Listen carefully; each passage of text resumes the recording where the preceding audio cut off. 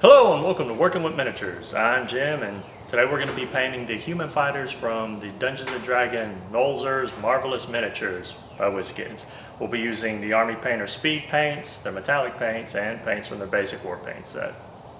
Let's get started.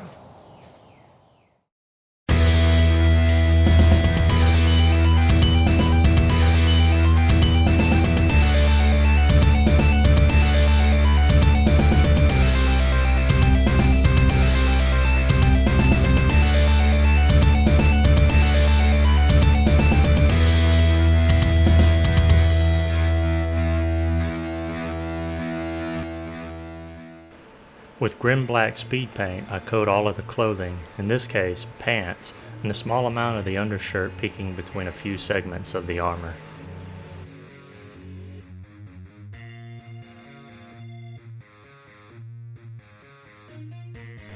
The only skin visible is in the front of the helmet. Since this is recessed, I go ahead and apply the flesh coat now.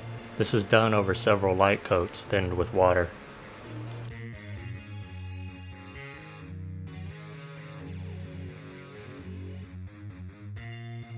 Mixing elven armor with glaze medium, I apply a light coat across all of the armor. I leave the gauntlets, boots, and the falds, or the skirt of scales, unpainted.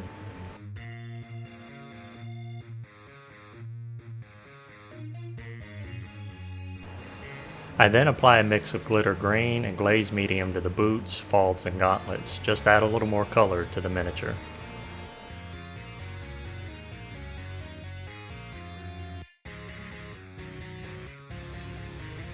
With blue tone wash, I apply shadows under segments of the armor.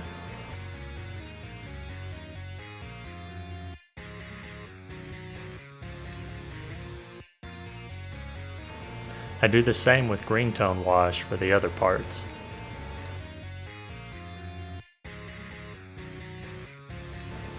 As suggested by a comment from Mr. Stewart, I try Absolution Green speed paint thinned with glaze medium over the armor.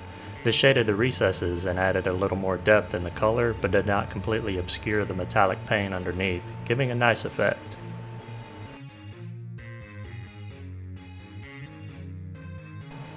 With plate mail metal, I carefully cover relief patterns across the armor.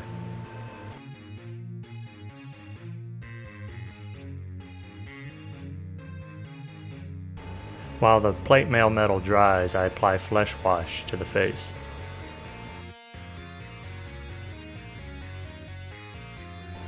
After the wash dries, I highlight about 75% of the flesh with amber skin.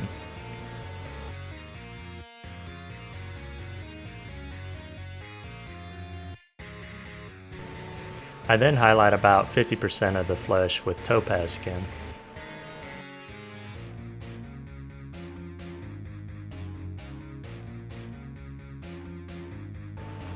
With the armor dry, I apply a very thinned down combination of Mr. Weathering solvent and multi-black as a wash to everywhere except the face. This is a very controlled wash and will seek out the nooks and crannies. If you get too much on it, you can clean it up with a brush and a little more solvent. When applying this, just touch the tip near the areas you want it to go. It will put itself where it needs to be.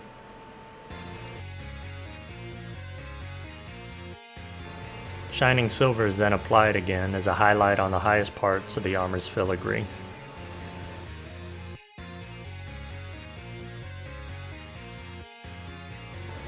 I then highlight about 30% of the armor where the light would reflect the most with jungle green.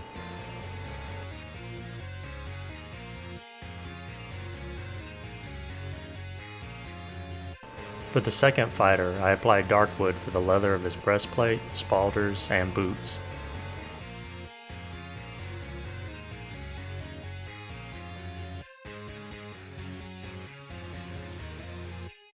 I paint the main portion of the upper clothing with magic blue.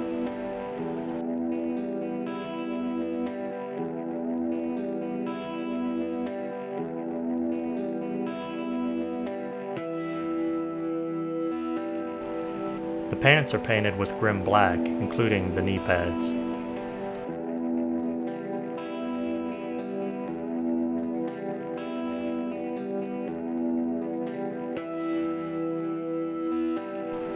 Desert yellow is used to paint the remaining parts of the upper clothing.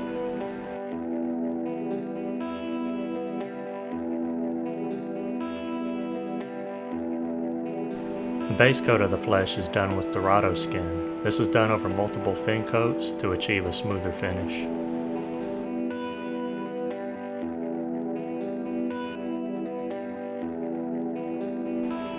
The metal parts of the armor and shield are then coated in shining silver. I normally would start with gunmetal, but I wanted to continue experimenting with Mr. Stewart's suggestion of putting speed paints over metallics.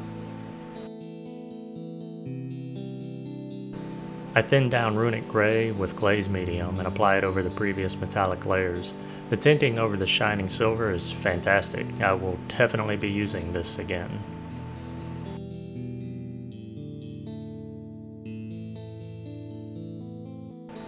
With demonic yellow mixed with desert yellow, I apply a 50 to 75% highlight to the yellow parts of the clothing.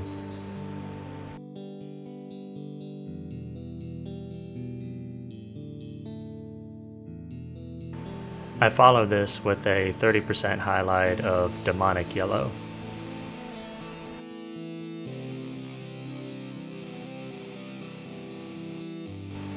I finished the yellow with an edge highlight and 15% highlight with moon dust.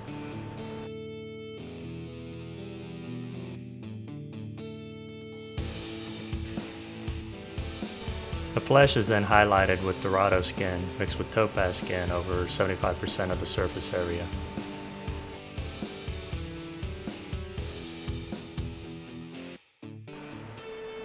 Then 50% of the surface area is highlighted with Dorado skin, and finally the last 25% highlighted with ruby skin.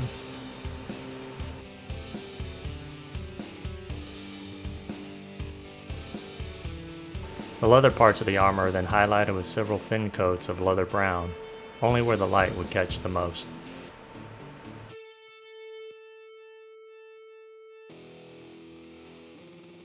The hair is base coated with pallid bone.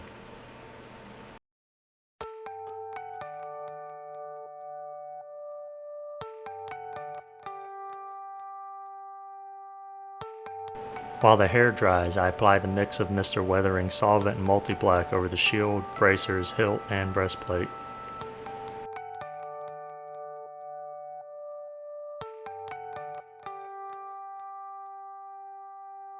I then highlight the hair with skeleton bone. I need to note that for this step I did not varnish the hair and took a gamble with highlighting directly over the speed paint. Though I have experienced the dreaded reactivation issue in the past, I did not experience it here. I apply final minor highlights with mummy robes.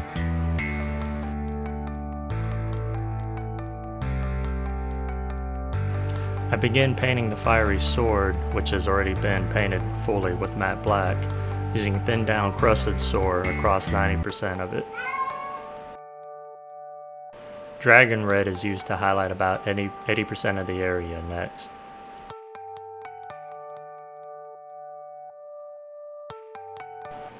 Pure red is used to highlight about 70% of the flames.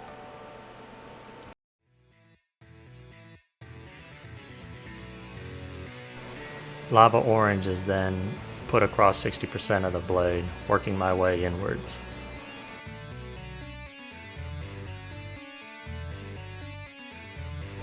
Demonic yellow is applied to about 50% of the sword, towards the center and the roots of the flames, where it would be the hottest.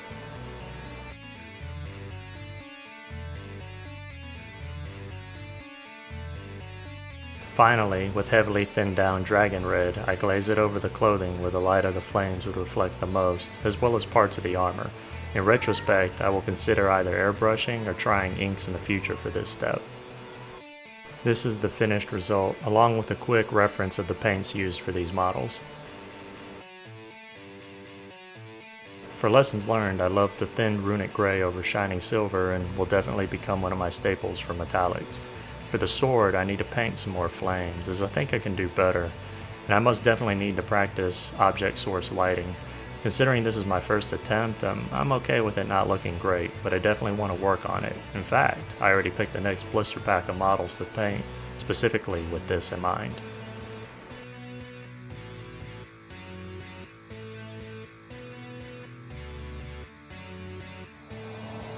That's going to wrap it up for today. I hope you learned something or were inspired to expand or start your own collection. If you have any questions or comments, please leave them below. And if you like the content of this video and would like to see more, please like, share, and subscribe. Until next time, I'm Jim with Working with Miniatures. I'm truly grateful for your time, and I bid you a fond farewell. At least until the next video.